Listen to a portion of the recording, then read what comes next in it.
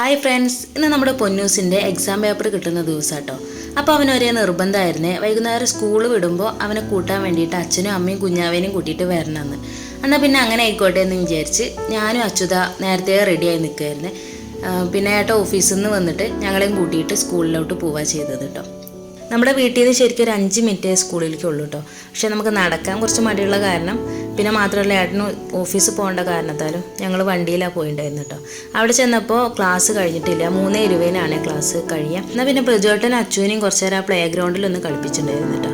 അവന് ഭയങ്കര ഇഷ്ടമായിട്ടുണ്ടായിരുന്നു. അവനതിന് എണീക്കാൻ തന്നെ കൂട്ടാക്കുന്നുണ്ടായിരുന്നില്ല കേട്ടോ. കണ്ടില്ലേ, മൈൻഡ് ചെയ്യാതെ ഇരിക്കുകയാണേ. പിന്നെ അതാ 3:20 ബെല്ലടിച്ചു. ആദ്യം തന്നെ പൊന്നു ഓടി വന്നിട്ടുണ്ട് കേട്ടോ.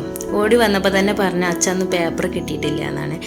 ഞങ്ങൾ പേപ്പർ കിട്ടുമെന്ന് വിചാരിച്ചായിരുന്നു പോയിട്ടുണ്ടായിരുന്നത്. പക്ഷേ 2 ദിവസം കഴിഞ്ഞിട്ടേ പേപ്പർ തരുള്ളൂ എന്നാണ് ടീച്ചർ പറഞ്ഞതെന്ന് പറഞ്ഞു. ഓക്കെ, എന്നാൽ പിന്നെ അങ്ങനെ ആയിക്കോട്ടെ എന്നും പറഞ്ഞ് ഞങ്ങൾ തിരിച്ചു പോന്നേ.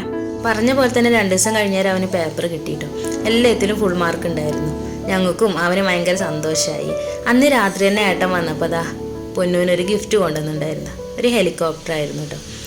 ആൾക്ക് ഭയങ്കര ഇഷ്ടമുള്ളൊരു സാധനമാണിത്. കൂടാതെ തന്നെ ഒരു മാർക്കും വാങ്ങാത്ത അച്ചുവിനും ഒരു ഹെലികോപ്റ്റർ കിട്ടിയിട്ടുണ്ടായിരുന്നേ, കുഞ്ഞൊരു ഹെലികോപ്റ്റർ. അവന് ഭയങ്കര സന്തോഷമായി. പിന്നെ പിറ്റേ ദിവസം ആയപ്പോൾ സ്കൂളിൻ്റെ വക അവർക്ക് ചെറിയൊരു ഗിഫ്റ്റ് കിട്ടിയിട്ടുണ്ടായിരുന്നു. കണ്ടില്ലേ, ഇതായിരുന്നു കിട്ടിയിട്ടുണ്ടായിരുന്നത്. പിന്നെ ഒരു ബാഡ്ജും കിട്ടിയിട്ടോ. അത് 2 ദിവസം ചെസ്റ്റിൽ ഇങ്ങനെ കുത്തിയിട്ട് വേണം പോകാൻ. ഈ ബാഡ്ജും കൂടെ കിട്ടിയപ്പോൾ പിന്നെ അവന് ഇതെല്ലാം മന്നാൻ്റിക്കും ബീബിക്കും കൂടെ കാണിച്ചു കൊടുക്കണം എന്നുള്ള ആഗ്രഹമായിരുന്നു. അങ്ങനെ ഞങ്ങൾ അന്ന് രാത്രി തന്നെ അങ്ങോട്ട് പോയി. അവിടെ ചെന്നപ്പോൾ ബീബിയുടെ വക ഒരു ഗിഫ്റ്റും ഉണ്ടായിരുന്നു കേട്ടോ. എന്തായാലും ഈ ഒരു സന്തോഷത്തിൽ ഞങ്ങൾ ഓമന ടീച്ചറും ഷിബു ടീച്ചറും ഓർക്കുന്നു. കാരണം അവരുടെ ഒരു എഫേർട്ട് കാരണമാണ് പൊന്നിന് ഈ റിസൾട്ട് ഉണ്ടായത്. അതുപോലെ തന്നെ ഈ ഒരു സന്തോഷം ഉണ്ടായത്. Thank you.